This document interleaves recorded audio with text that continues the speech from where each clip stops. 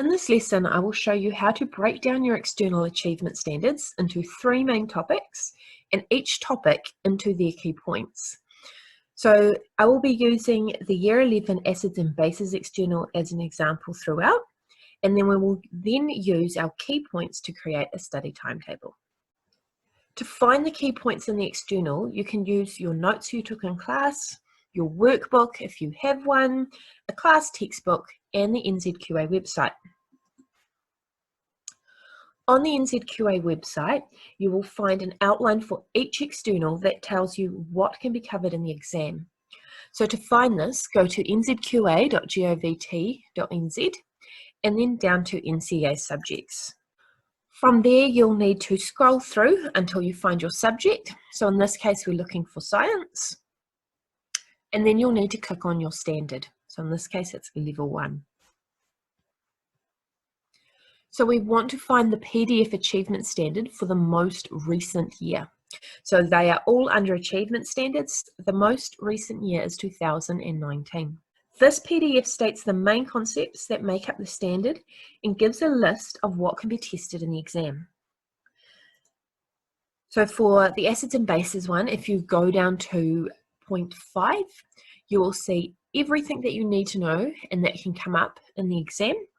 And point number 6 tells you what acids and bases you need to know off by heart, and also tells you that if any other one is given, they will give you its ionic formula and name.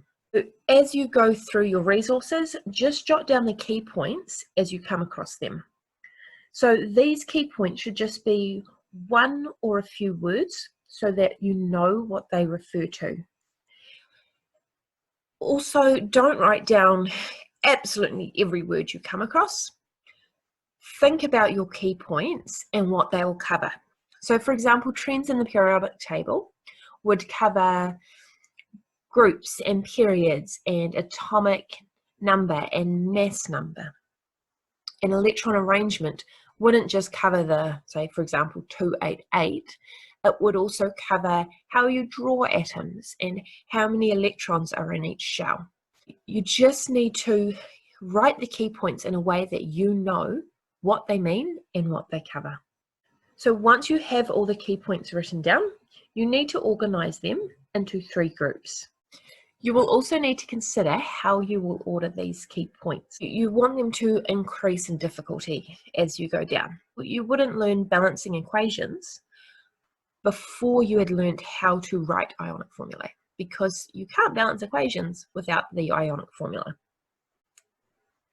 So you will find that some key points could fit in more than one topic. Balancing equations could fit just after ionic formula because it's the next step, but it could also fit with the reactions of acids and bases as well as acid and metal carbonates, because we always balance those equations.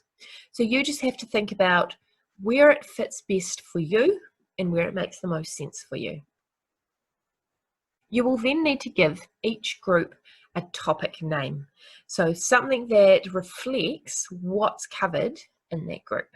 So here we've got atomic structure, acids and bases, and rates of reaction. You are then ready to fill in your study planner. So here we have an example of the ultimate study planner subject breakdown. So we've got our topic, atomic structure, and then we've got the ordered key points for atomic structure. If you prefer to do this on a device where it's a little bit easier to edit and you've always got it in your phone, so if you know you lose paper, this could be an option. I have created the Ultimate Study Planner Trello board.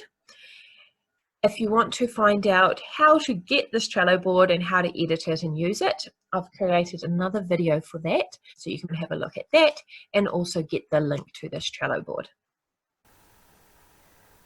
So now it is your turn to make a start on your study plan. Just choose one achievement standard from one of your subjects to start with today. Make sure it is an achievement standard that you have already learnt in class. If you try to do this with an achievement standard you haven't studied yet, it will be really overwhelming, which will send signals to your brain that it doesn't like this activity. It will then be much harder to motivate yourself to do this for another subject or achievement standard on a different day. Use the NCEA website, your notes and textbook to write down all of the key points that make up the achievement standard you have chosen. Organise these key points into 3 topics and give each topic a name. Fill in the study planner or Trello board and you are done for the day. Check back in the next time you have 1 hour free and we will go through how to turn these key points into a study plan.